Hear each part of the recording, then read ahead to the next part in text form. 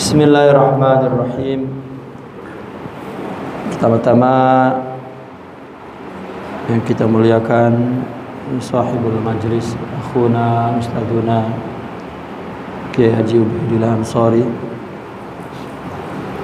dan juga Kiai Haji Andre, Kiai Haji Mahmud Yunus, para asatidz, bapak dan ibu-ibu yang berbahagia. Insyaallah pada malam ini kita sambung pengajian kita dengan penuh rasa syukur kepada Allah Subhanahu wa taala. Kita dalam kesehatan dan dalam atas iradah Allah kita diberi kekuatan untuk mengikuti pengajian rutin. Bismillahirrahmanirrahim. Qala radhiyallahu anhu wa nafa'na bihi wa bi ulumihi fid dharain amin ya rabbal alamin. Laula jamilu satrihi lam yakun amalun ahlan lil qabul. Laula jamilu satrih, andaikan tidak ada indahnya satrihi, yakni satrillahi,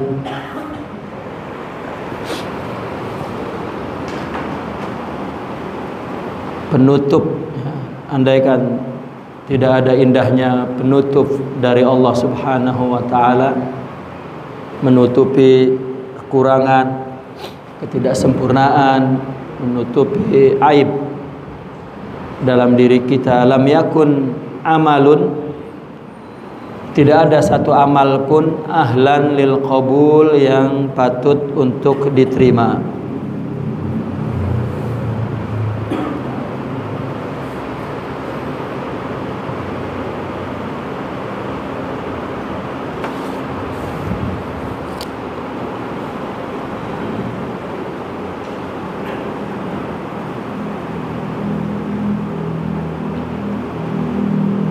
Maka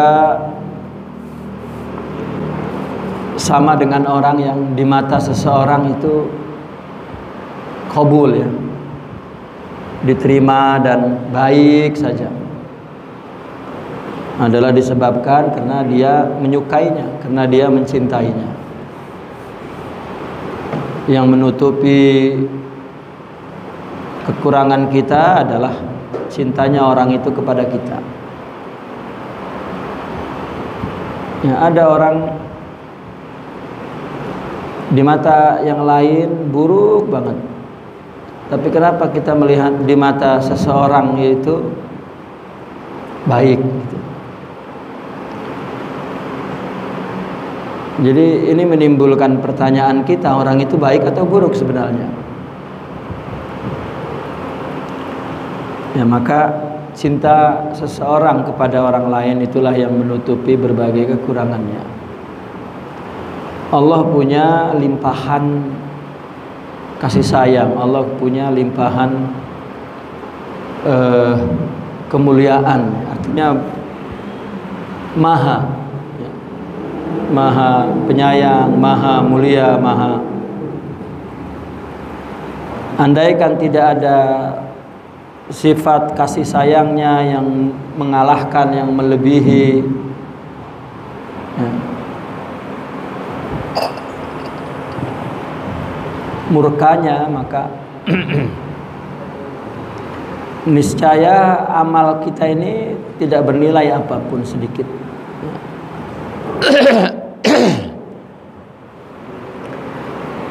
Nah, maka di situ dikatakan laula jamilu satrihi lam yakun amalun ahlan lil qabul. Kalau tidak ada keindahan, ya, satr Allah, perlindungan Allah, maka tidak ada satu amal pun yang patut diterima. Kenapa? Karena kita ini seorang hamba yang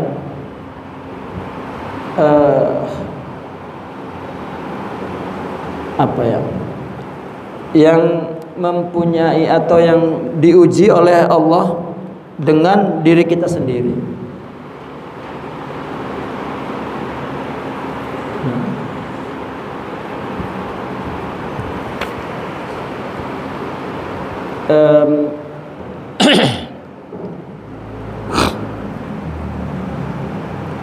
Sifat individual ya, individual, keakuan itu lahir dari ketunggalan diri seseorang. Karena setiap orang hanya menjadi dirinya sendiri. Setiap orang punya rasa keakuan. Itu karena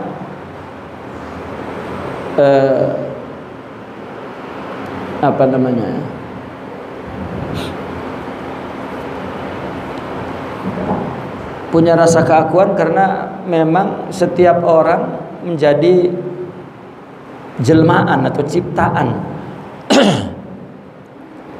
yang individual.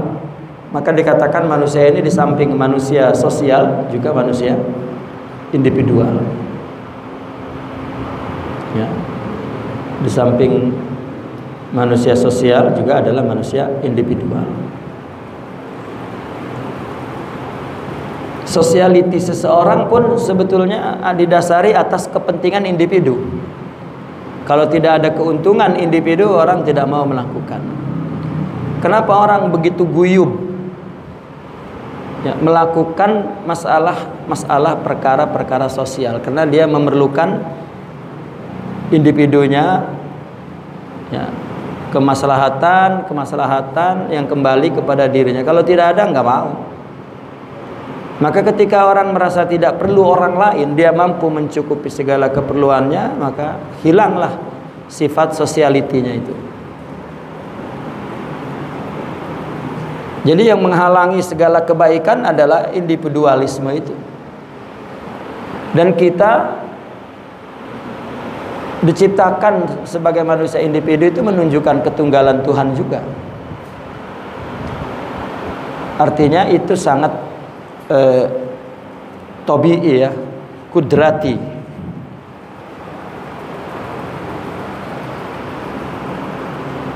Ini dalam kacamata tasawuf. Maka kita perlu sosok ruhiyah dalam diri kita untuk membangun kepedulian kepada yang lain, murni tanpa ada pamrih, tanpa ada maslahat.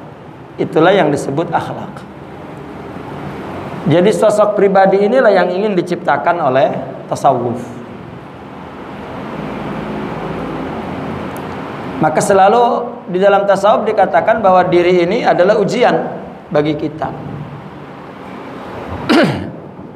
Bahkan misi kehidupan ini adalah membangun kerohanian itu.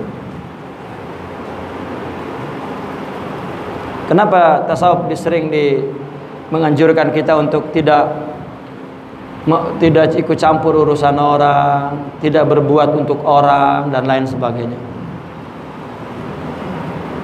Gitu.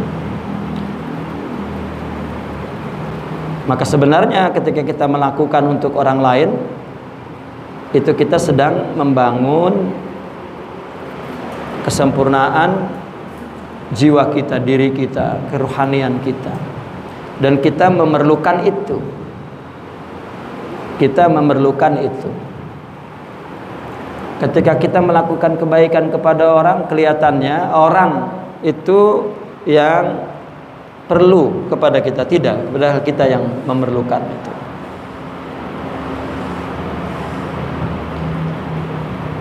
Nah, maka ketika kita melakukan kebaikan-kebaikan, ya kita mengakui bahwa itu adalah perbuatan kita, amal kita, dan kita bergembira terhadap amal yang kita lakukan.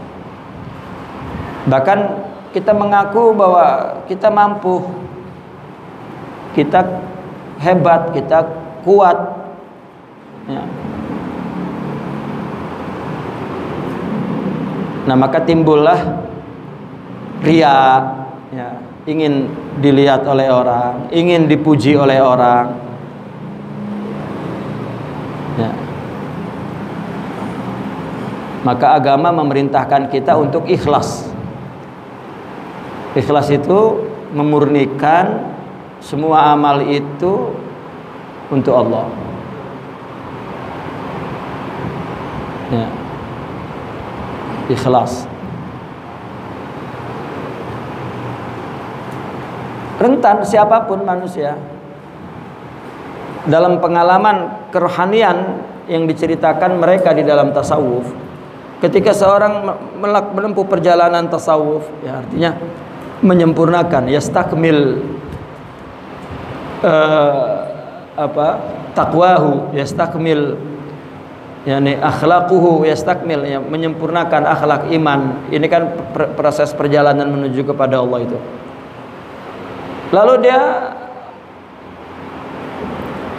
Allah anugerahkan sifat-sifat mulia, ya, satu demi satu, sedikit demi sedikit menjadi sempurna. Ketika dia memiliki kesempurnaan akhlak, kesempurnaan rohani, dan dia menikmatinya, karena itu anugerah. Setiap anugerah mesti dinikmati. Maka ada rasa kebanggaan, ada rasa, ya,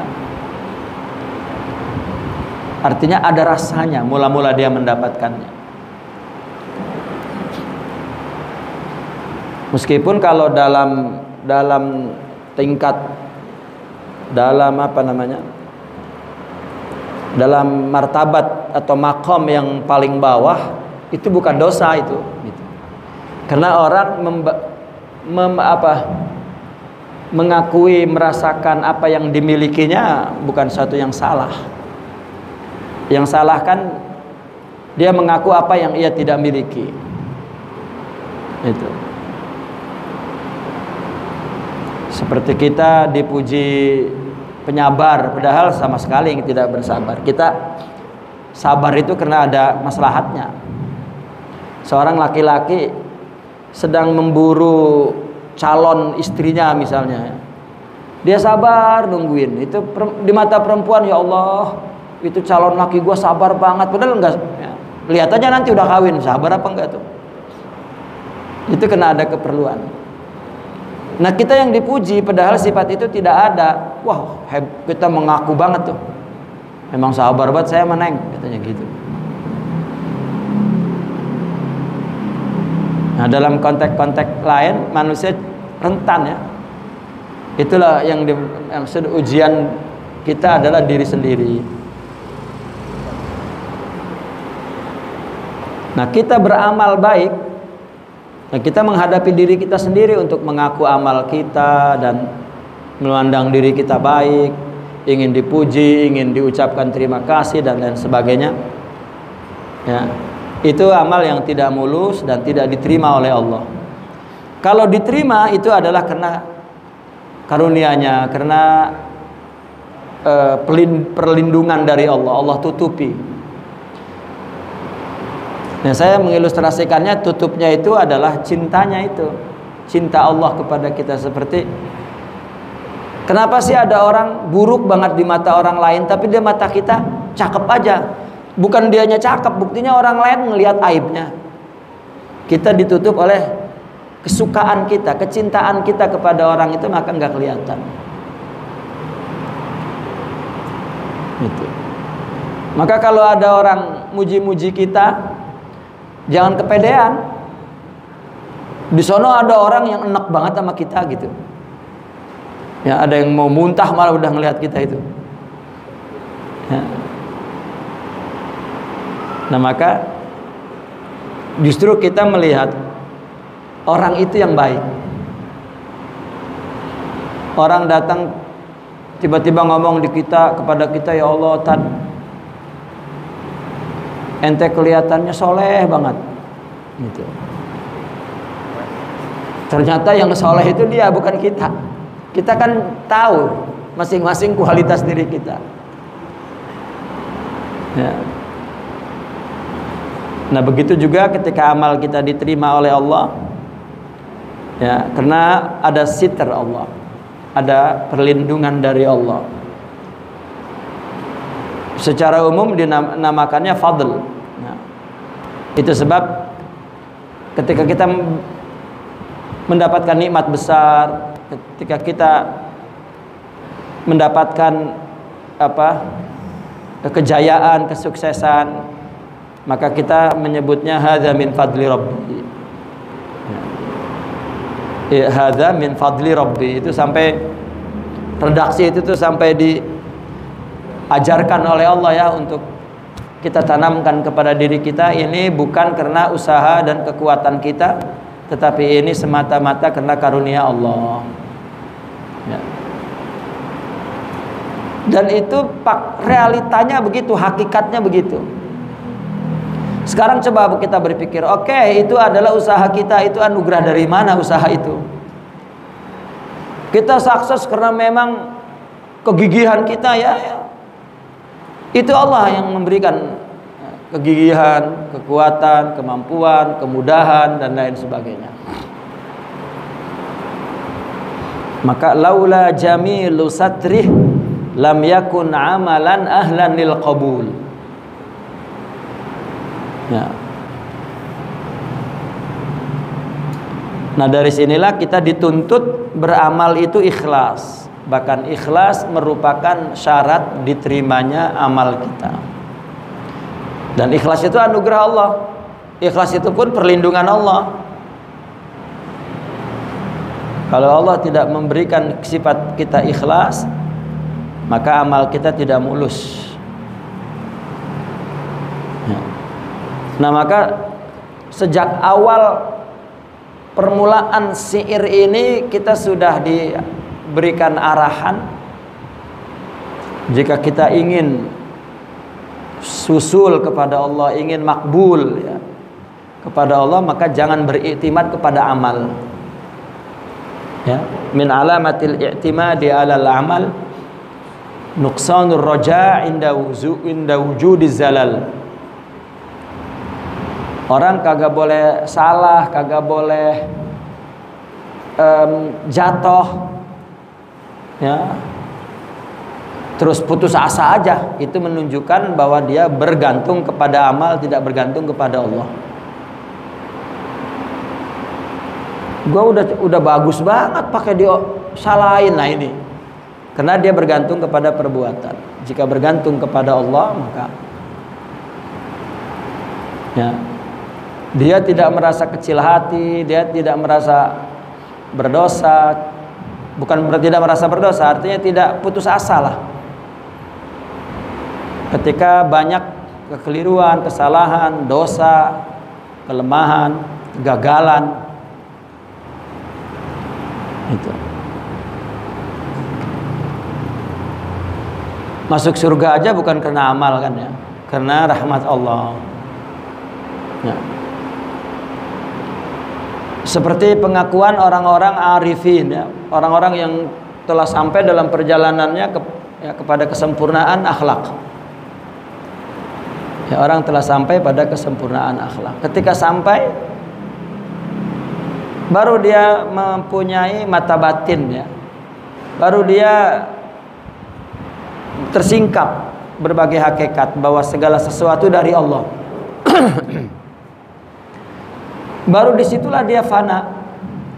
Artinya dia punya kesadaran ya, dan menyadari total bahwa sejak mula-mula sebagai murid pun itu atas taufik dan hidayah dan pemeliharaan Allah, sampai dia menjadi orang soleh ya, orang siddiqin, bukan karena upayanya sama sekali.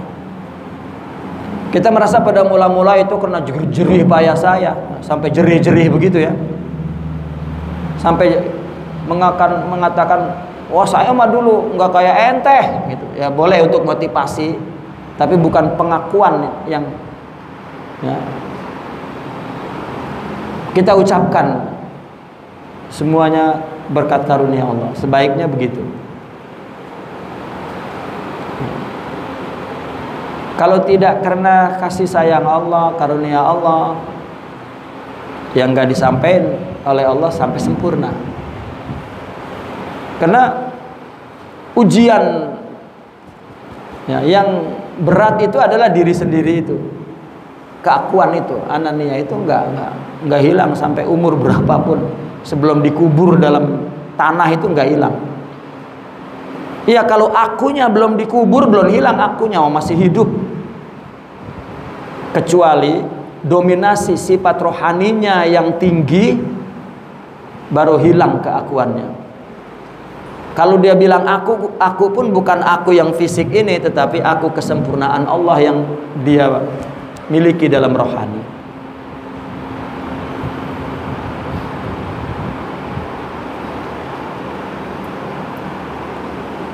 Nah, dari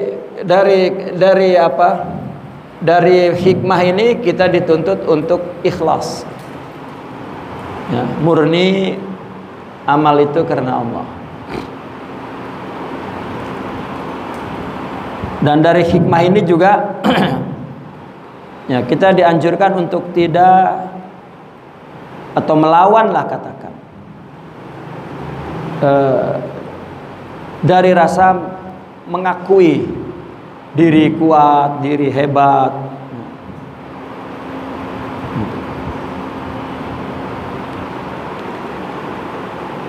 Wa qala radhiyallahu anhu anta ila hilmihi idza ata'tahu ahwaju minka ila hilmihi idza asaitah. Allahu akbar. Kamu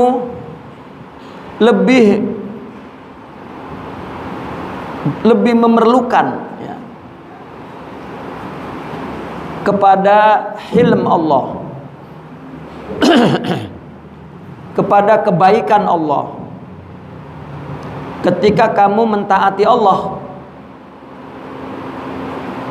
daripada ketika kamu maksiat kepada Allah. Orang diletakkan oleh Allah di dalam ketaatan, ya, ini justru lebih rentan musibah yang akan menimpa dia. Ya, seperti apa? Ria, ujub, takabur, merendahkan orang lain, ya, merasa patut mendapat pahala dan lain-lain daripada sifat kesombongan diri. Ini rentan, ini muncul di sifat diri ini ketika, ya, kita berada dalam ketaatan dibanding ketika dia maksiat. Justru yang timbul perasaannya hina, malu, rendah, ya. Justru Allah suka melihat sifat itu, karena itulah sifat hakiki kita, sifat hamba.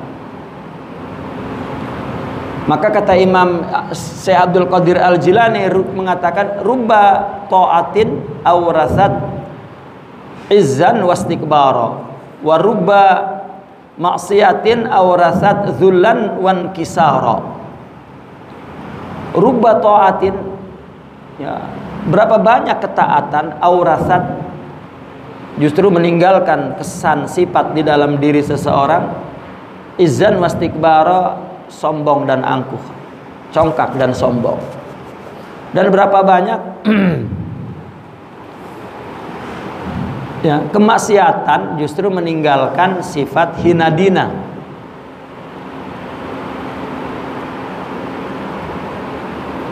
Ya. Nah, orang ketika maksiat, ini seorang salikin, seorang mukmin, ya, ketika dia melakukan maksiat maka akan timbul rasa ketakutan kepada Allah. Ini yang mendorong dia untuk hina, tunduk, rendah, dan memerlukan Allah. Ya. Kita melihat orang yang maksiat itu perlu kepada kemurahan Allah. Ya, justru kalau orang yang sudah sampai di tingkat makrifat yang tinggi, sebaliknya, ya, Orang ketika dalam ketaatan itulah dia sangat memerlukan kemurahan Allah tuh, untuk menutup kekurangan kita seperti hikmah yang di atas. Maka orang-orang Arab itu kalau ketakutan usahanya gagal, ketakutan musibah menimpa di perjalanan, mereka terus mengatakan ya Rabb, ya Satir, ya Rabb, ustur ya Rabb, ustur ya Rabb. Artinya banyak sekali kekurangan, kelemahan, ya. Pengennya berhasil, ustur ya Rabb gitu. Ya. Kita pengen Allah mengcover semua segala kelemahan dan kekurangan kita. Maka perlu orang, ya kita ini selalu bergantung kepada Allah ya, dalam hidup ini agar ya, kita banyak mendapatkan ampunan dan makbul serta usul sampai kepada Allah Subhanahu wa taala.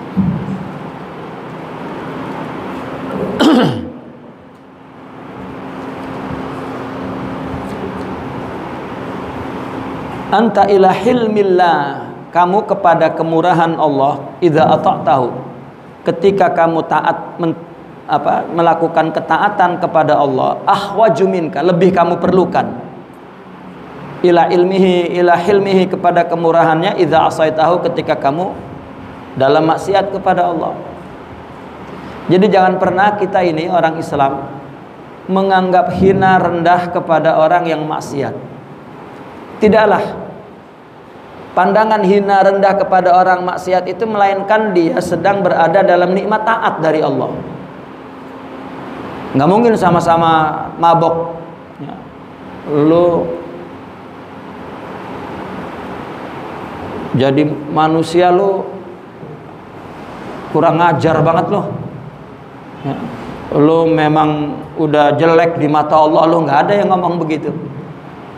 Kecuali yang lagi pulang dari masjid tuh ya, baru dia rajin sholat jamaah, ngelihat orang kagak sholat, kagak sembahyang, gua kagak paham tuh orang bisa jadi begitu. Coba itu sampai kagak paham, dia udah berubah jadi malaikat barangkali ya. Padahal sifat sombong, ujub, ria itu lebih buruk daripada maksiat itu.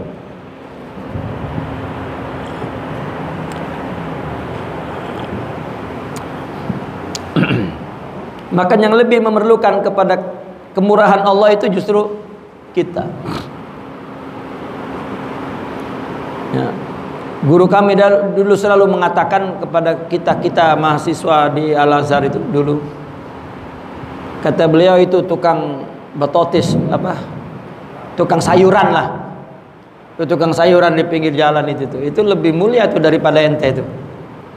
Kita rasa buset enak aja kita ngaji tiap jam gitu ya, kita sholat terus, dia sholat juga kagak itu gitu.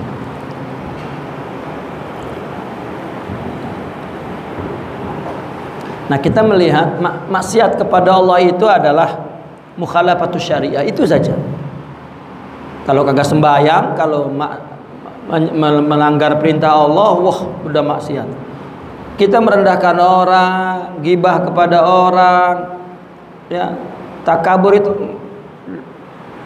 belum sampai kepada tahap itu maksiat. Makanya kenapa tasawuf dikatakan tingkat kehidupan yang elit? Karena sudah mempermasalahkan maksiat-maksiat yang halus, yang batin, yang mungkin ulama besar banget juga masih mengidap penyakit itu. Orang punya ilmu, punya taat yang banyak itu, jika memang tidak ada tarbiyah, tidak ada tazkiyah ya, dia sama punya tubuh seperti kita, dan sifat tubuh itu kan nafsu sama, dan dia menghadapi ya, problem yang sama. Bahkan kita sering ngomong, makin pinter setannya makin pinter, makin pinter nafsunya makin licik. Itu Nah, maka perlu kepada tazkiyatun nafas. Inilah yang dibicarakan oleh tasawuf. Kenapa tiba-tiba membuat kita sedikit aneh begitu? Nah, kenapa orang taat lebih memerlukan kemurahan Allah? Nah, kita memandang dari fisiknya kepada fisiknya, tapi tasawuf memandang kepada spiritnya, kepada kerohaniannya.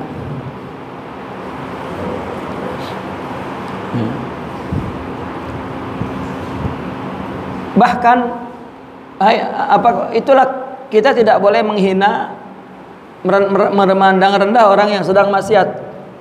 Dia sedang diuji oleh Allah.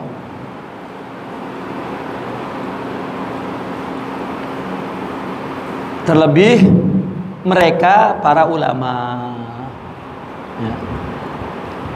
Itu Imam Ali dulu sudah mengatakan, wa iyyaka bizallatil ulama, katanya. Hati-hati jika kamu melihat ulama tergelincir melakukan dosa. Karena mungkin dia seorang ulama besar dan alim, soleh, melakukan sesuatu selalu dia berdasarkan agama, merasa sombong. Maka Allah takdirkan dia maksiat agar dia merasa hina. Rupanya dianugerah Allah taat, dianugerah Allah soleh, dianugerah Allah kedudukan tinggi, dianugerah makam ulama yang dihormati, tidak membuat dia menjadi rendah kepada Allah, maka dimaksiatkan. Itu yang dikatakan maksiat bagi mereka para ulama adalah meninggikan derajat. Ya. Untuk dia terus introspeksi. Dosa ini maka sering kan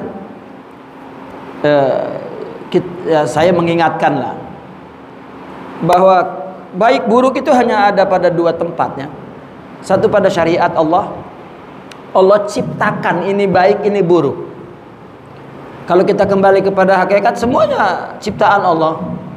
Yang menamakan baik buruk itulah syariat yang Allah ciptakan, aturan yang Allah bikin. Ini baik buruk, baik buruk, baik buruk. Allah bikin aturannya syariat. Maka kita yang ada dalam Al-Quran dan hadis, maka kita mesti merujuk ke situ untuk menilai baik buruk. Yang kedua, baik buruk itu berdasarkan tabiat. Kalau tadi berdasarkan syariat, kedua berdasarkan tabiat diri kita ini.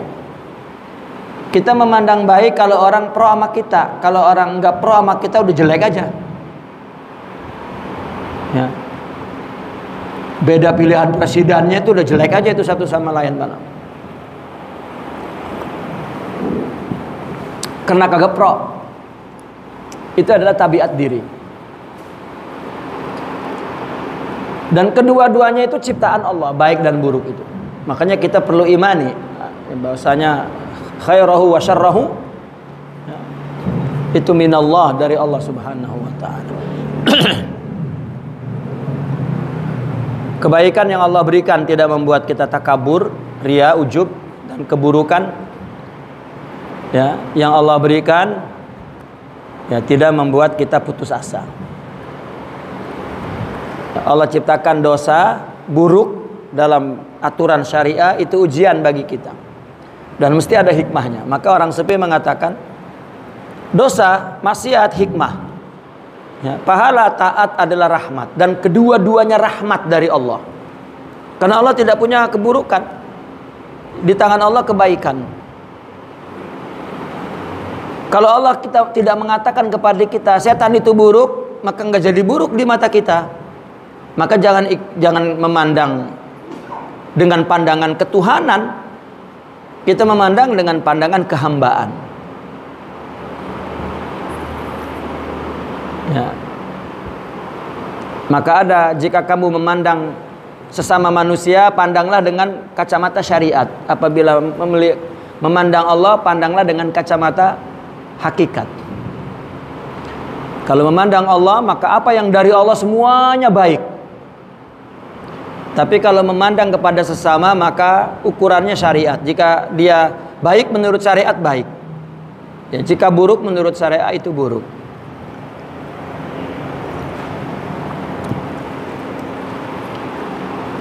Nah, maka kita ya, tidak boleh merendahkan siapapun meskipun dalam maksiat. Siapapun sebetulnya. Ya. Allah. Wa qala radhiyallahu anhu,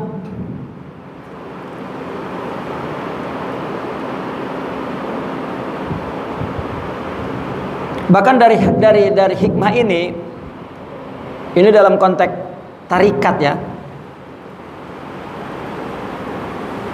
salah besar, bahkan bodoh besar seorang pengamal tarikat memandang bahwa dengan zikirnya akan mencapai ma'rifat. Itu salah besar. Dia bergantung kepada amalannya. Maka saya banyak menemukan orang setengah gila, enggak gila-gila banget. Tapi sebetulnya kalau sudah setengah itu semua.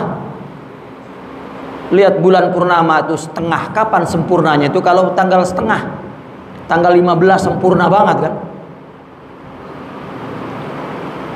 Ya. Dalam konteks penjajahan, kalau dia penjajah sudah mengatakan separuh negeri ini sudah saya kuasai, itu sudah semua berarti.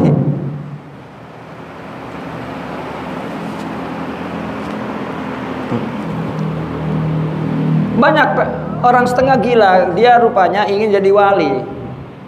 Dari mana keinginan itu timbul? Dari banyaknya membaca buku judulnya Cara Menjadi Wali.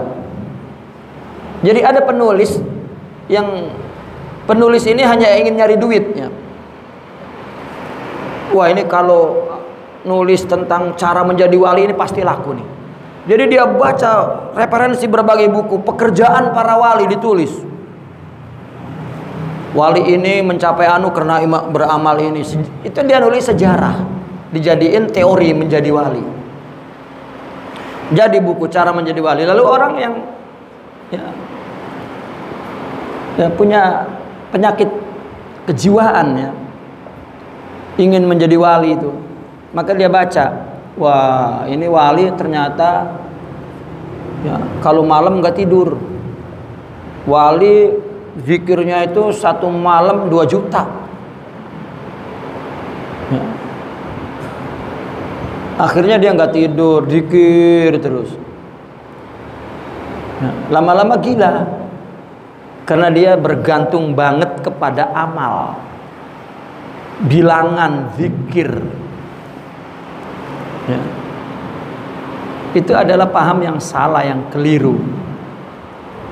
Sedangkan Nabi mengatakan la yadkhulul jannah, bukan lan yadkhulul jannah ahadun bi amalihi.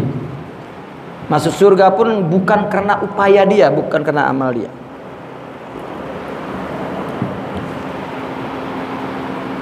Tidak. Maka para aulia itu di dalam buku-buku tasawuf mereka mengingatkan kita bahwasanya syuhud, wusul, ma'rifat, kesempurnaan iman itu, kesempurnaan akhlak itu anugerah dari Allah murni, bukan dari upaya kita. Sampai mereka mengatakan kun abdan li akun robban lak, katanya. Kamu jadi hambaku, aku akan jadi Tuhanmu.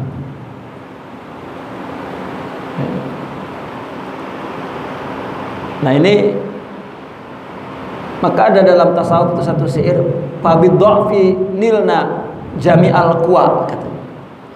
Dengan kelemahan kami mencapai kekuatan.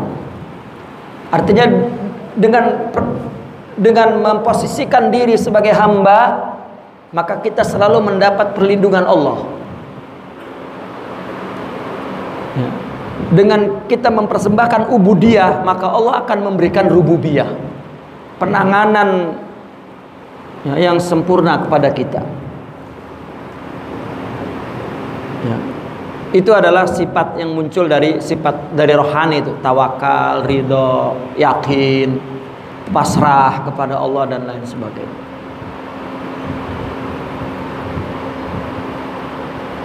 Kalau kita mau bergantung, bergantung kepada Allah, bukan bergantung kepada usaha kita.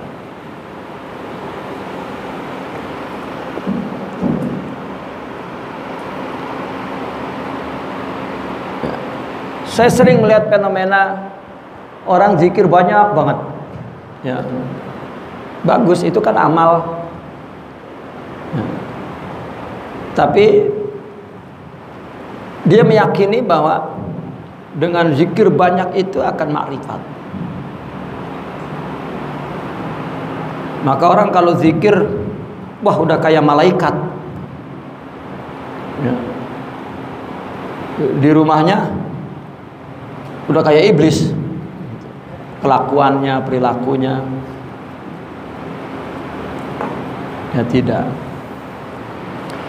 Apapun yang digerakkan oleh tubuh ini adalah amal zahir. Perlu orientasi yang benar, perlu murni untuk Allah. Kalau tidak membangun jiwa apa-apa.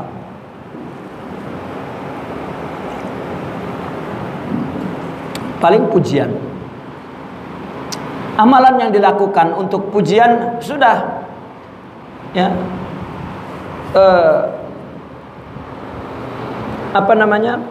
amalan itu khabat itu basi, sudah amalan itu nggak jadi apa-apa di sisi Allah, ya. Kita tidak bicara pahala, ya, ya mungkin saja pahala juga hancur. Tetapi amalan ini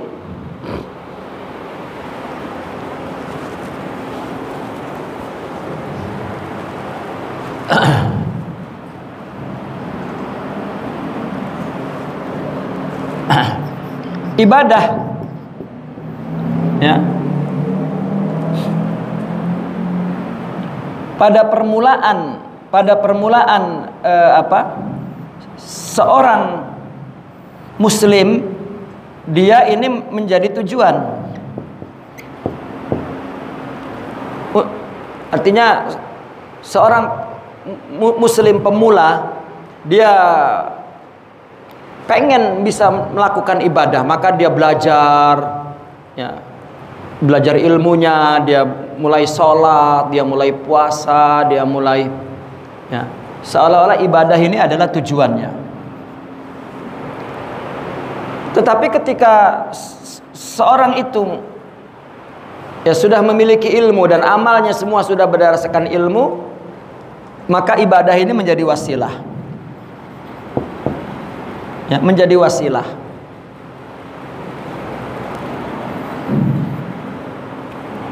Sarana, ya, untuk dekat kepada Allah, untuk membangun, ya, sosok kerohanian yang kita perlukan. Kita perlu kepada manusia rohani dalam diri kita.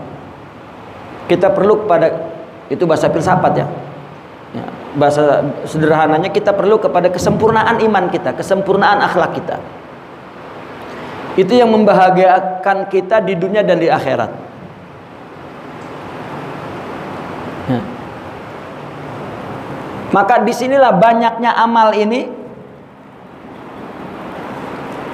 kita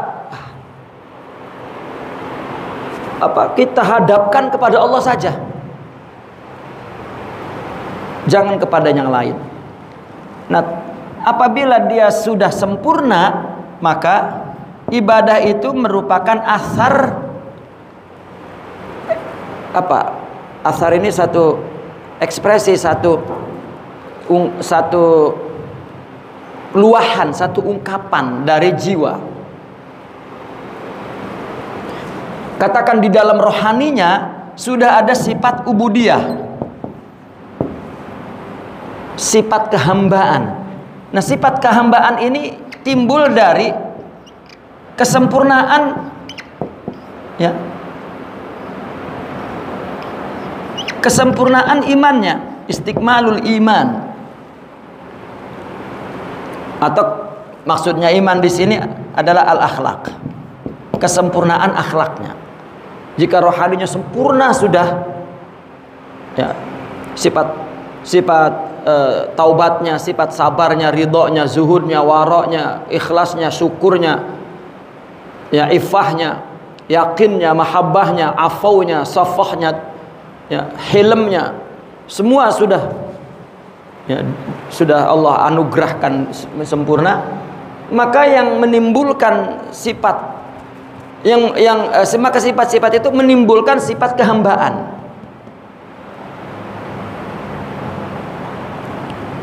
Nah, maka ini rohaninya, maka zahirnya ibadah. Ya, apa saja yang dia lakukan itu keluar dari hatinya. Katakanlah bau duren ini bukan duren sintetik, bukan sintetik apa? Kan ada di permen itu bau durian, padahal enggak ada durian sama sekali, itu bikinan, apa namanya? Ya, apa? Pasta. Pasta kan dari kimia kan, bukan dari durian sama sekali, enggak ada kaitannya dari durian. Es durian itu semuanya racun kan, enggak ada duriannya. Ya, kecuali memang kita ngelihat duriannya meleg-meleg dicampur itu diaduk baru dah. Orang kelihatannya ibadah banget, itu pasta doang, nggak ada itu sifat ibadah di sini. Ya. Dia memberi, kelihatannya ada sifat dermawan di sini, bukan, karena dia pengen dipandang baik, itu kan bohong.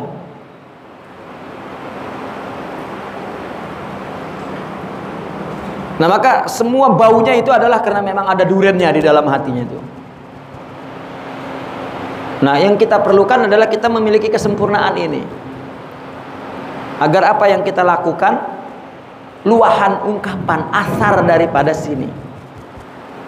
Nah, ibadah ini kalau kita tidak pernah menjadikan sebagai jalan untuk membangun kesempurnaan ini, ya, maka selama-lamanya kita tidak menempati kedudukan yang di dalam agama, dalam Al-Quran disebut siddiqin, mukhlasin, aulia, muqarrabin. Ya, itu gelar hakikat tuh, gelar dari Allah tuh. Kalau gelar dari kita mah kiai, syekh, tuan guru, ustadz, mualim, apalagi tuh banyak banget, nggak tahu penipu kan? Ya, nggak ada di Al-Quran itu gelar-gelar itu. Gelar di Al-Quran shadiqin, kadzibin.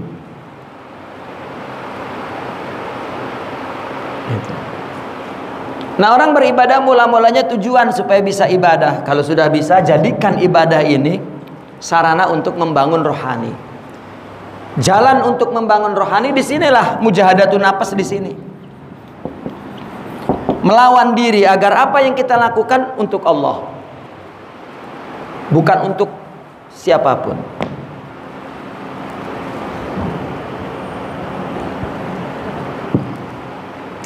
Hatta kita berdakwah bukan agar orang menjadi baik dan taat, dan Allah yang memberikan itu semua. Kita melakukan perintahnya. Karena kalau kita bergantung kepada amal kita, begitu udah ngaji sama kita ini orang kagak soleh-soleh, marah kan kita. Ya. Ente ini keturunan Abu Jahal kali ya? Wah ilah, enak banget ngomong begitu. Jangan pernah ikut campur urusan Allah kepada setiap hambanya. Kita memperbaiki diri saja agar ibadah kita kepada Allah baik.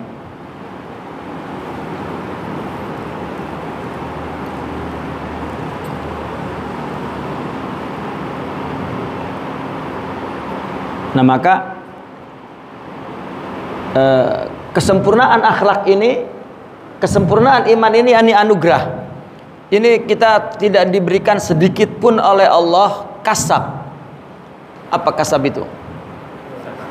Usaha kita, tidak sama sekali. Udah, bahkan dalam tasawuf disuruhnya putus asa sudah. Ya. Jadi bagaimana kita mendapatkan itu? Lakukan hidup ini, ibadah ini untuk Allah saja sudah. Orang ilmunya banyak, amalnya banyak, jika tidak karena Allah tidak akan pernah sempurna jiwanya.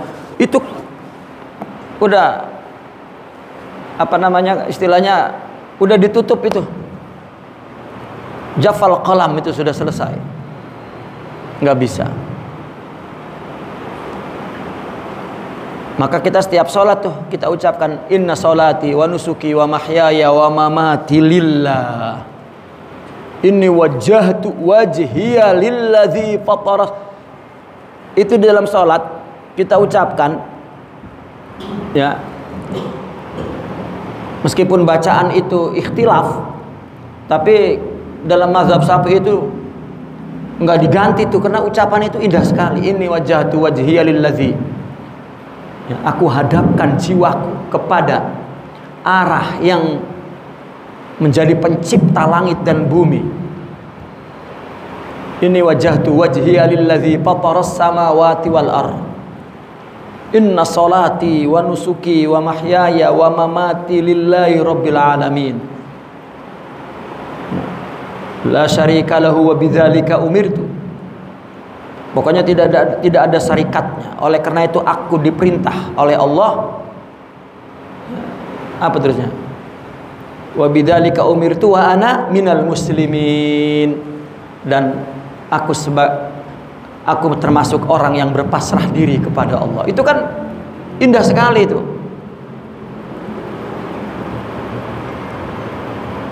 Ya. Maka untuk membangun manusia rohani kita ini, lakukan apapun karena Allah dan untuk Allah. Jangan gitu.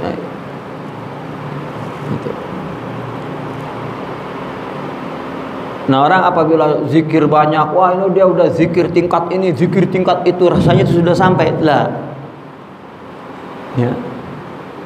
Itu maghrur, akan terpedaya. Ya, di dalam tarekat dibicarakan zikir saya sudah sampai tingkat ini, itu sebab dia sendiri udah ngerasa-rasakan ini udah kayak rasanya udah ada separuh wali nih. Lah. Ya. Jadi ada fenomena dalam sebuah tarekat, ya, munculnya tradisi. Ini tradisi nih. Tradisi. Gimana wong mula-mula tasawuf la ta'tamid 'alal a'mal ini?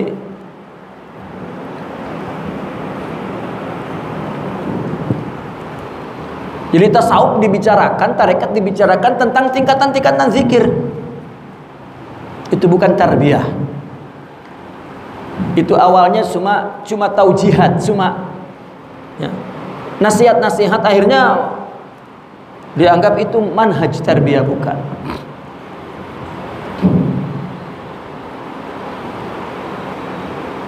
Apa sih keperluan kita kepada orang? Sama-sama di hadapan kekuasaan Allah. Apa? Hanya kuduah, hanya wasilah, udah tidak ada. Semuanya dari Allah, tidak dari siapapun. Tidak dari Asy-Syekhul Akbar wal Waliyul Abhar, tidak. Dari Allah. Dan seorang mursyid mesti menanamkan pikiran itu kepada muridnya. Tidak boleh menanamkan halusinasi, tidak boleh menanamkan takhayulat, tidak boleh. Seorang mursyid itu mesti menyadarkan muridnya bahwa kita bersama-sama bersimpuh di hadapan keagungan Allah. Kita sama-sama, hati kita tuh di tangan Allah, ya. Yang yuqallibal qulub itu Allah. Itu sebab seorang mursyid ketika mengiringi proses perjalanan muridnya sampai kepada Allah, ketika dia melihat sudah patut dengan pandangan kesempurnaan dia yang dia miliki, dia melihat muridnya sempurna, maka dia mengatakan, hadza anta wa rabbuk wassalam. Engkau ya, sekarang tahu sudah bersama Tuhanmu dan bukan urusanku. Dari awal sampai akhir bye-bye. Engkau berkewajiban kembali membawa saudaramu yang lain menuju kepada Allah.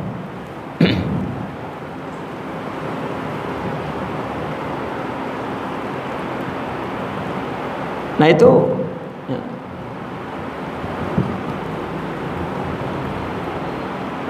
Nah, itu adab kita kepada mereka bahwa kita memerlukan sarana ini. Laulal murabbi ma'arabtu rabbi katanya. Sedangkan si murabbinya mengatakan arabtu rabbi bi rabbi. Itu. Nah, saya panjangkan keterangan hikmah ini karena makin kita banyak melakukan ketaatan, makin memerlukan Allah. Ya. Karena anugerah adalah anugerah. Orang diberi harta, ya, orang diberi harta oleh Allah itu rentan untuk menjadi sombong, takabur. Orang diberi ilmu rentan untuk menjadi sombong. Orang diberi oleh Allah dapat beramal masih. Ya. Apalagi dengan semua itu mendapat kedudukan mulia di depan manusia.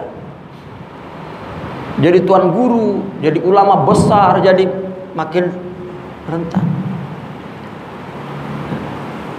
Maka itu sebab orang-orang sufi ini menyebut istilah ini inayatun sabiqah atau inayatullah. Perlindungan, pertolongan Allah. Jika Allah berikan akhlak, itu Allah ulurkan pertolongan. Dan kita memerlukan ini. Ini yang sebetulnya kita mesti jadikan tujuan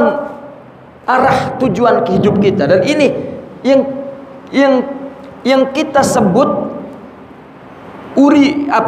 ini yang kita inginkan. Hadza huwa man yuriduhu. Inilah yang sebetulnya yang kita inginkan. Dan di dalam tasawuf si penuntutnya disebut murid. Sebetulnya ini pemburu ini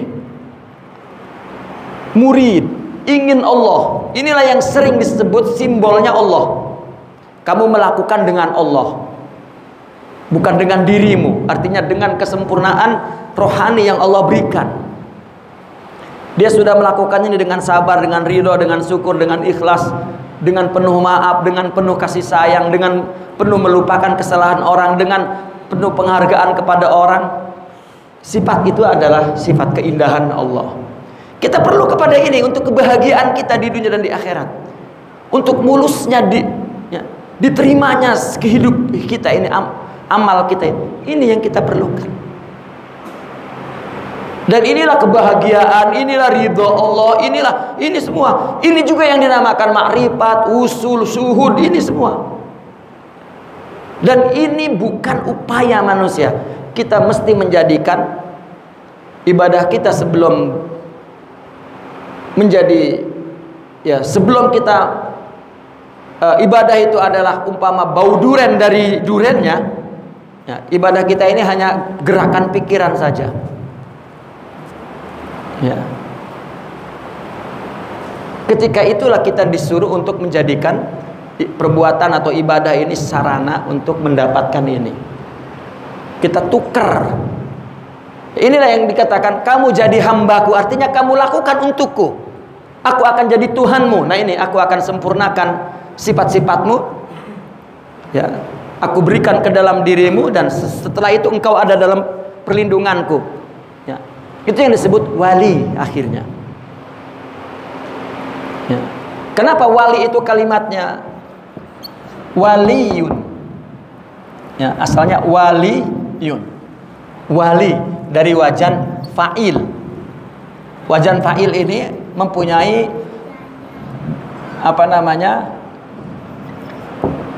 dua sifat. Sighah ini boleh jadi sighah fa'il, boleh jadi sighah maf'ul. Ya.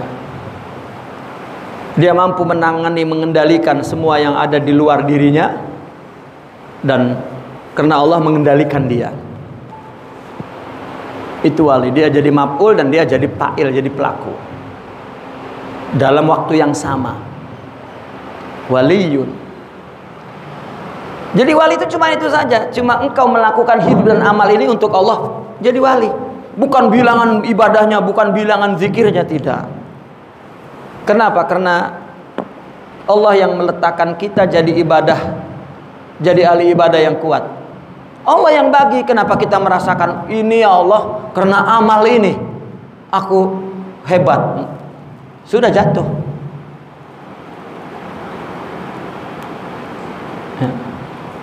Sama dengan di atas tuh. Kalau bukan Allah tutup, nggak diterima. Maka kita perlu ikhlas. Jika kita melakukan sesuatu tujuannya sudah bukan karena Allah,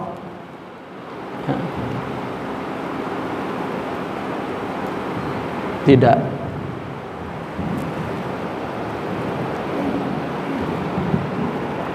Kita jangan mengira bahwa orang akan berubah dengan dakwah kita, tidak. Yang berubah Allah. Jika kita melakukannya dengan penuh nifaq dan dengan penuh riya, itu sedang membangun jiwa manusia yang buruk dan bangkrut. Jangan menepikan Allah, jangan.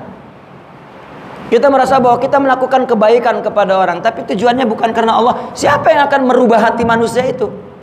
Kita aja nggak mampu berubah diri.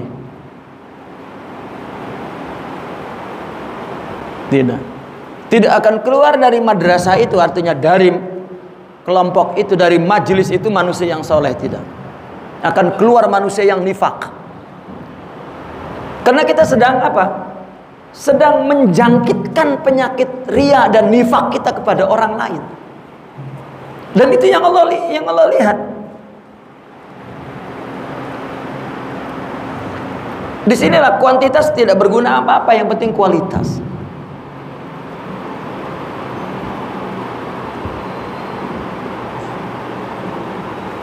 Ya. Maka anta ila hilmihi idza ata'ta. Engkau berada di tempat taat lebih memerlukan kemurahan Allah, kasih sayang Allah, daripada engkau ketika maksiat. Mendingan maksiat. Ini bukan perintah syariat, ini adalah pandangan hakikatnya. Wah, masih ada? Wah, bukan begitu. Kalau syariat tetap memerintahkan dalam keadaan apapun, orang berada dalam zahir ibadah lebih baik daripada zahir maksiat.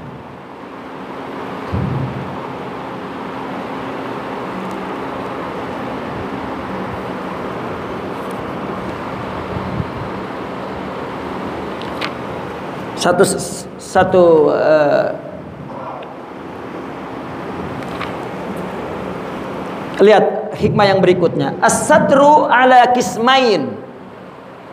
Ya. Penutup itu ada dua bagian. Satrun anil maksiyah atau sitrun anil maksiyah, wa sitrun fil maksiyah. Penutup Allah itu ada dua.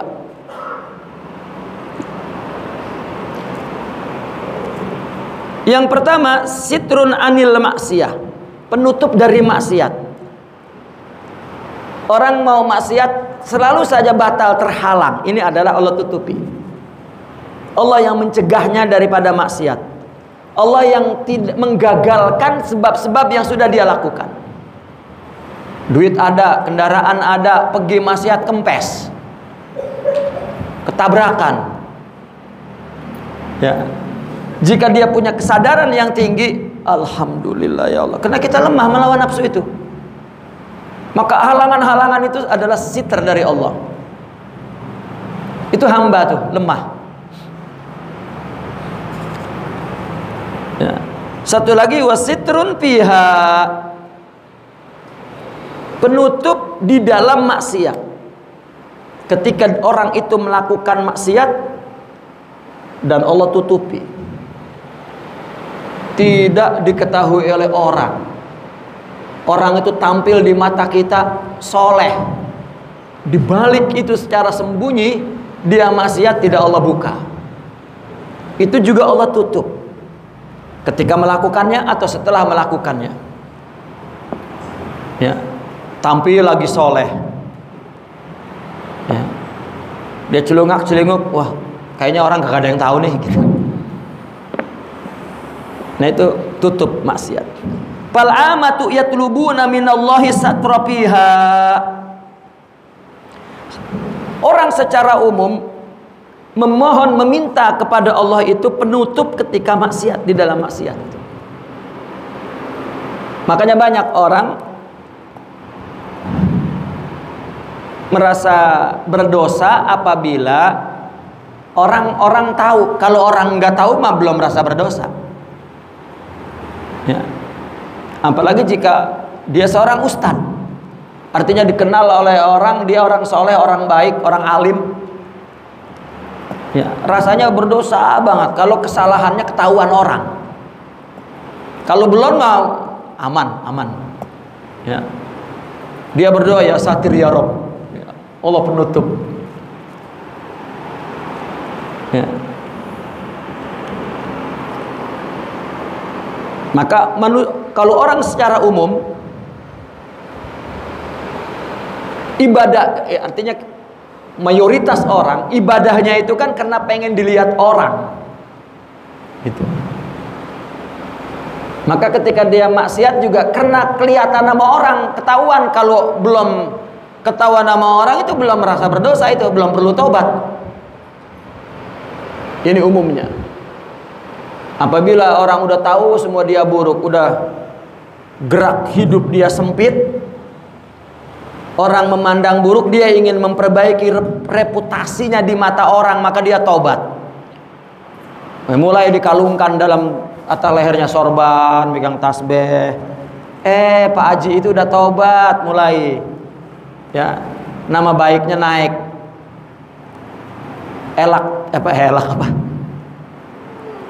Elektibilitasnya ya, udah naik tuh. Lihat orang kalau pemilu, nah, udah ada sorban tuh di selendang di lehernya tuh, megang tasbih, ngunjungin pondok gitu. Itu karena apa namanya,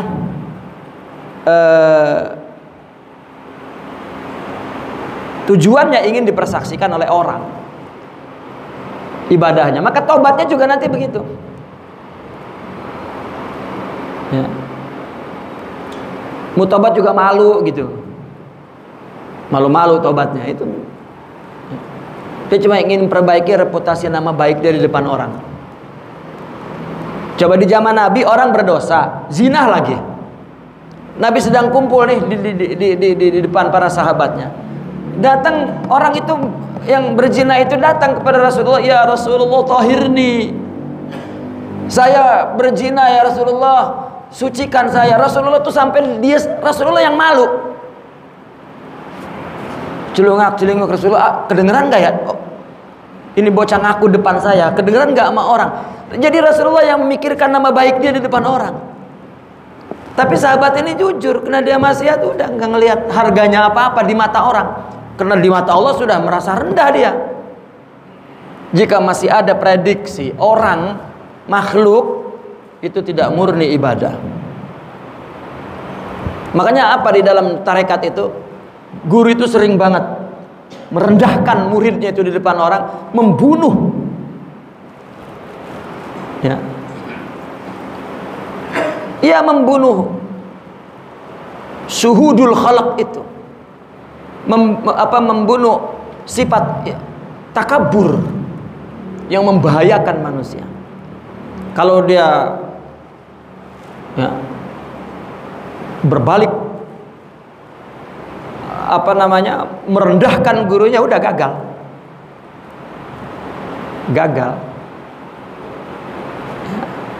Dan kegagalan itu tidak diberitahu kamu gagal, memang pensilat ya. Tarbiyah itu bil isyarah, karena semuanya Allah yang menganugerahkannya, tidak ada hak siapapun.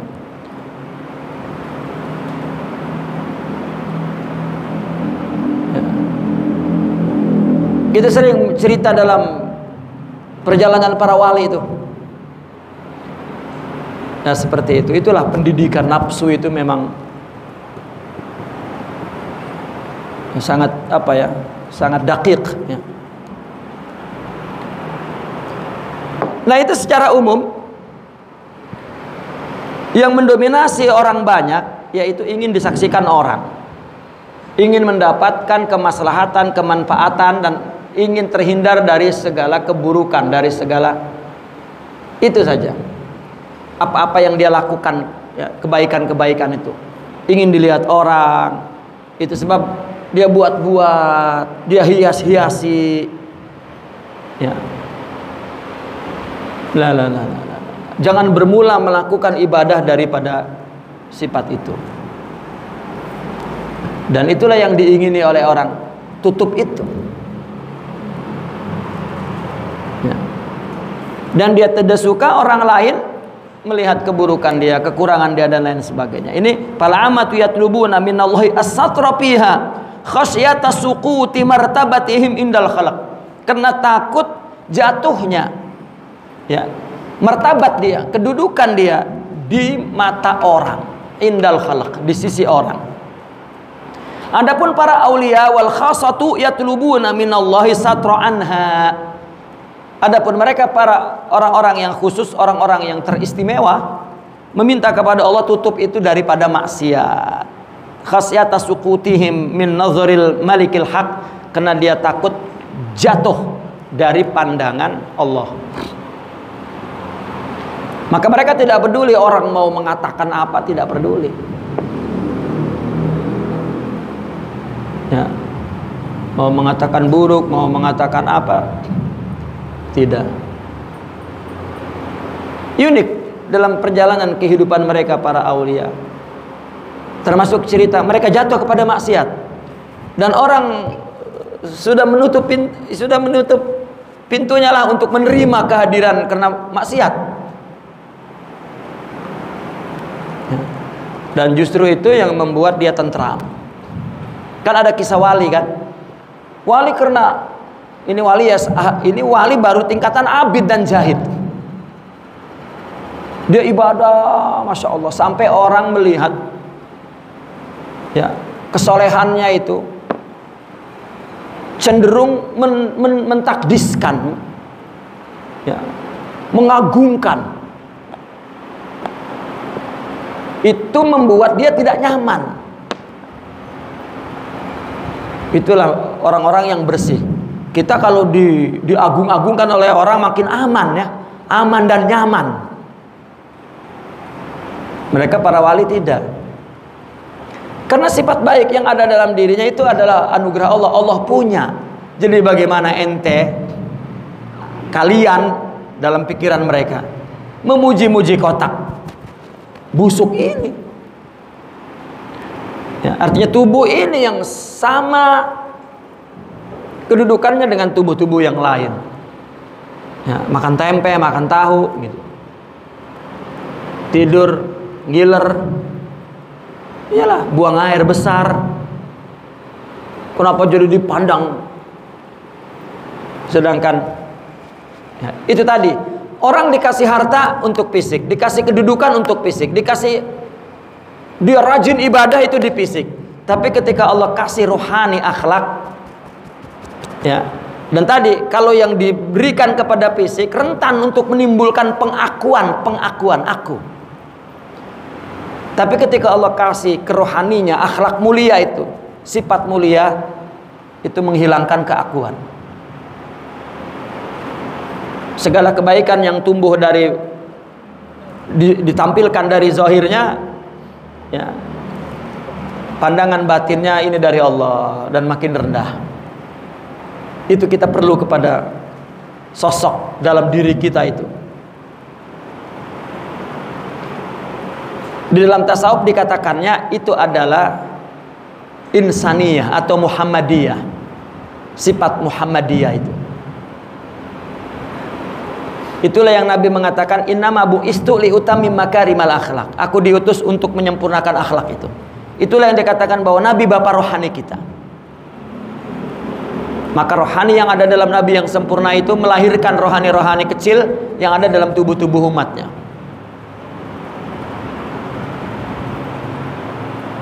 Ya. Nah, orang yang memiliki rohani itu dia merasa anak Muhammad sallallahu alaihi wasallam. Bahkan dia merasakan bagaimana kemuhammadan. Artinya kemuliaan akhlak Nabi Muhammad sallallahu alaihi wasallam.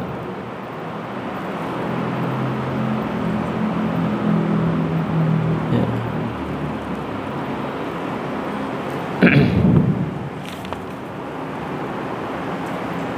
Nah, Nah, sehingga dia tidak ada timbul pengakuan.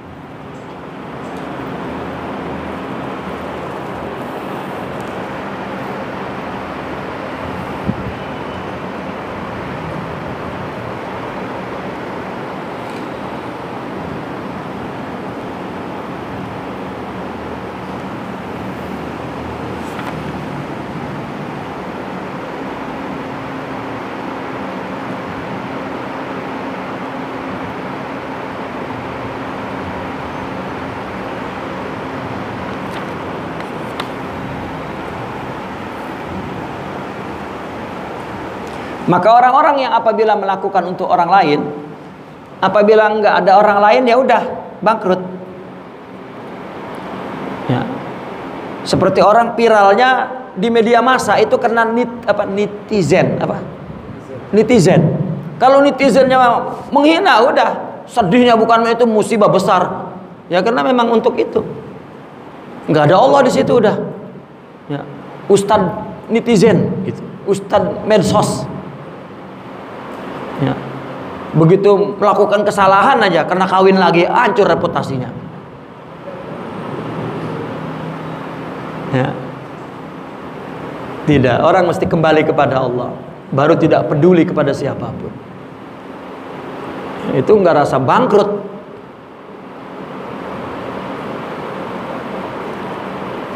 Ya, itu am. Tapi jika mereka tidak, dia tidak peduli kepada orang. Ya.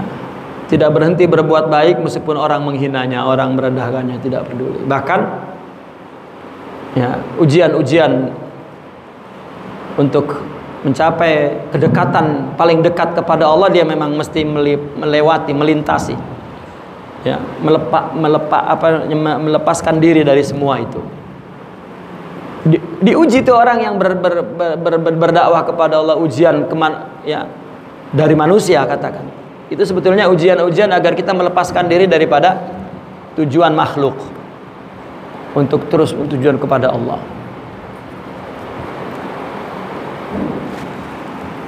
Saya pikir kita tutup di hikmah yang terakhir ini selanjutnya karena masih berkaitan. Kalau kita tinggal maka bulan depan hikmah ini jadi kayak baru gitu ya. Man akramaka innama akrama fika jamila satrih. Jika ada orang yang menghormatimu, man akramaka. Ya, ada orang siapapun yang menghormatimu. Innama akrama hanya ya.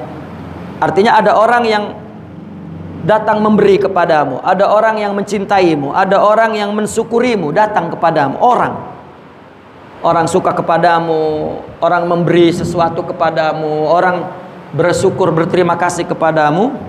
Sebenarnya hakikatnya innama akrama fika jamila sadri. Hanyalah ya dia menghormati apa yang ada dalam dirimu, apa indahnya perlindungan, penutupan dari Allah Subhanahu wa ta'ala. Kalau tidak ada itu, maka mereka tidak menghadap kepadamu, tidak mencintaimu, tidak memandang kepadamu dengan pandangan yang baik, pandangan yang mulia. Kenapa? Karena andaikan Allah tidak tutup, maka orang melihat keburukanmu seperti ada orang lain. Kenapa? Gak suka banget dengan kita. Karena dia tidak Allah berikan cinta kepada kita. Seperti ini hikmah yang tadi sebetulnya saya. Ya. Maka itu sebabnya nasihat-nasihat dalam tasawuf itu, belajarlah dari musuhmu. Karena artinya orang yang gak suka kepada kita kan musuh maksudnya. Kenapa? Karena apa yang dia katakan itu yang dia lihat kepada kita, yang tidak ditutup-tutupi. Ya. Maka mereka para wali ketika orang menghormati dia, maka ya Allah satrak, ya, ini kena tutupmu ya Allah, bukan nah, itulah memang saya keturunan nabi, saya keturunan wali songo, saya keturunan ulama. Udah ngaco itu udah ngaco itu ngigau itu udah. Allah tidak ada apa-apa. Ya. Ya.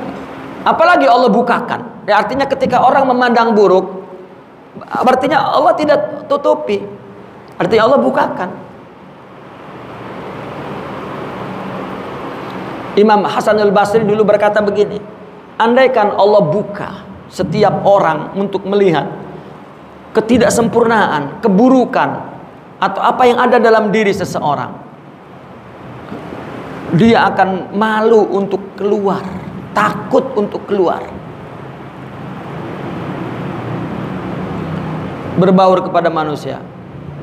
Enggak sempat tuh ya, iya enggak sempat orang keluar dengan kepedean dia soleh. Ya Allah ya Rabbi. Ya. Kita habis sholat aja disuruh istighfar sama Nabi tuh. Enggak habis maksiat apa-apa tuh. Assalamualaikum, assalamualaikum, astagfirullahaladzim min kulli dzambin azim. Astagfirullah. Bagaimana kalau maksiat? Ya, agar Allah menutupi sholat tadi itu banyak banget kekurangannya tuh. Lagi sholat kagak pugu-pugu ingat utang lah. Lah kan jadi bocor itu kesempurnaan hudurnya kepada Allah. Bahkan dari sholat subuh dari awal sampai akhir, ya. Nah, ini man akramaka, ya. Sebetulnya yang menggerakkan orang untuk menghormati kita adalah karena Allah tidak menutupi. Begitu. Barang siapa yang menghormatimu, sebenarnya dia menghormati apa yang ada dalam dirimu, apa berupa keindahan tutup. Itu. Falhamduliman satara. Maka kita bersyukurnya, ya, kepada yang menutupimu. Laisal hamduliman akramaka wa syakarak. Bukan berterima kasih kepada yang memuliakan itu. Allah. Nah itu tadi para aulia begitu. Orang berkerumun di depan dia, menyukai dia, menghormati dia. Ya Allah. Kalau dia tahu, ya, maka coba wali tanya bininya dah. Tahu berbagai kekurangannya, kelemahannya, kelalaiannya, kebasyariahannya, kemanusiaannya. Tahu.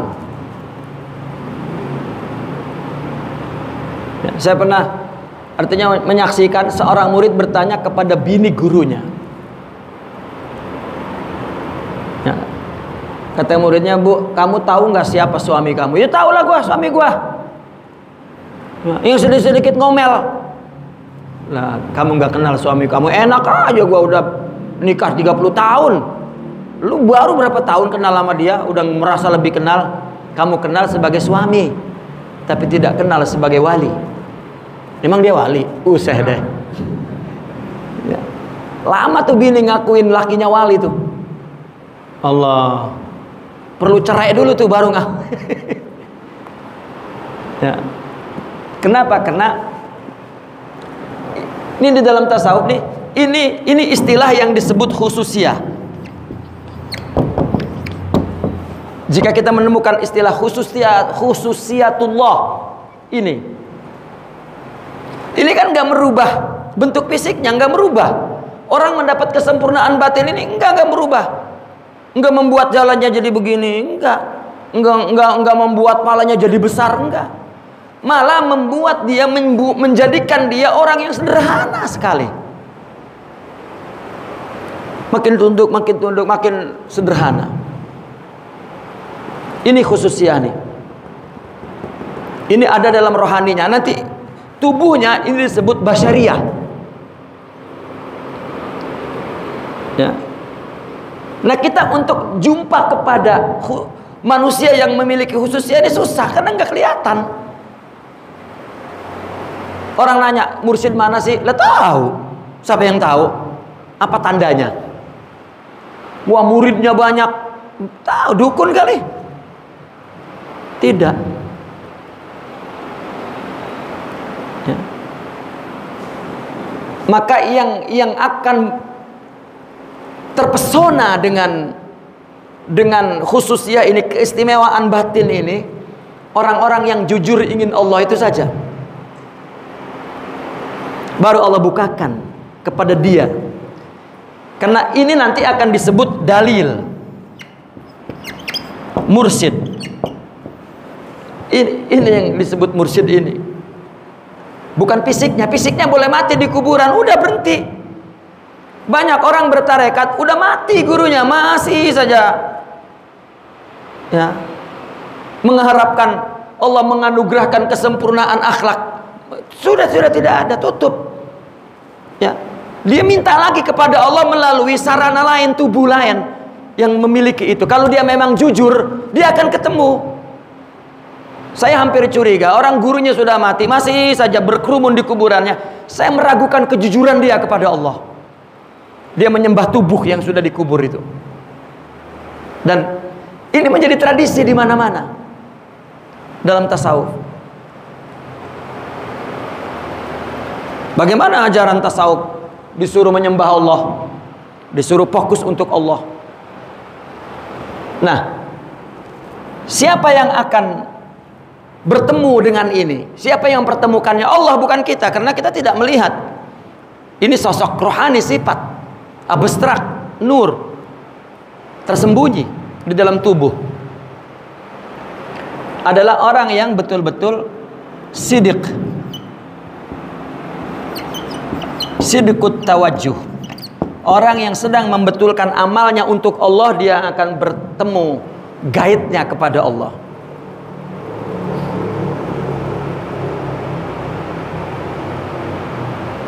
Ya. Maka itu sebab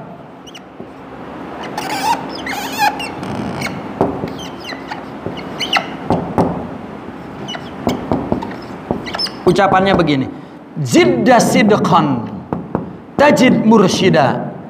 Bersungguh-sungguhlah untuk mendapatkan kejujuran hatimu, engkau akan menjumpai pembimbingnya. Jika kita ingin Allah jujur, sidik, ingin kita betulkan ibadah ini untuk Allah, baru Allah tawa'anka syuhudah khususiyatihi an basyariyati, katanya. Allah tutup sifat basariahnya dan Allah buka khususiyahnya.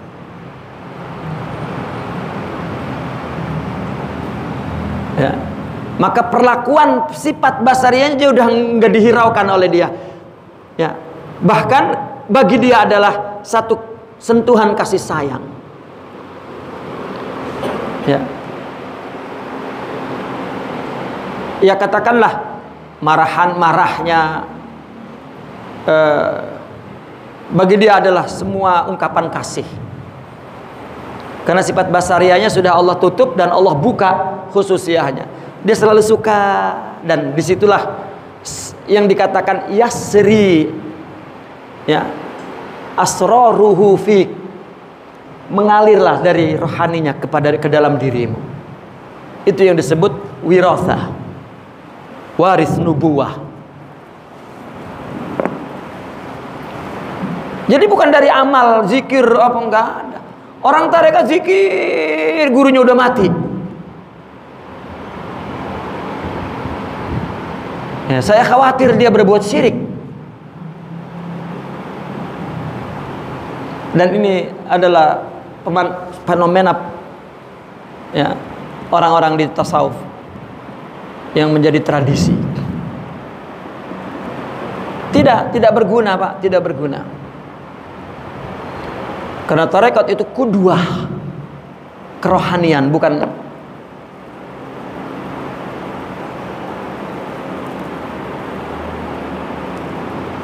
ya. Man akramaka innama akrama fika jamilana. Orang ketika dihormati oleh orang, maka ya Allah kasih dia sifat mulia ini, kan tutup juga. Allah buat orang itu suka, itu tutup. Maka kita bersyukur, ya Allah. Bukan ya itu karena memang hasil jerih payah saya, memang saya sabar, memang. Nah.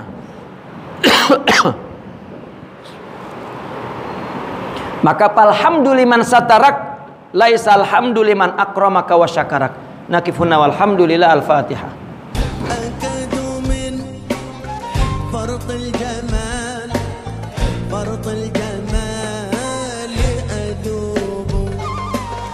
هل يا حبيبي bir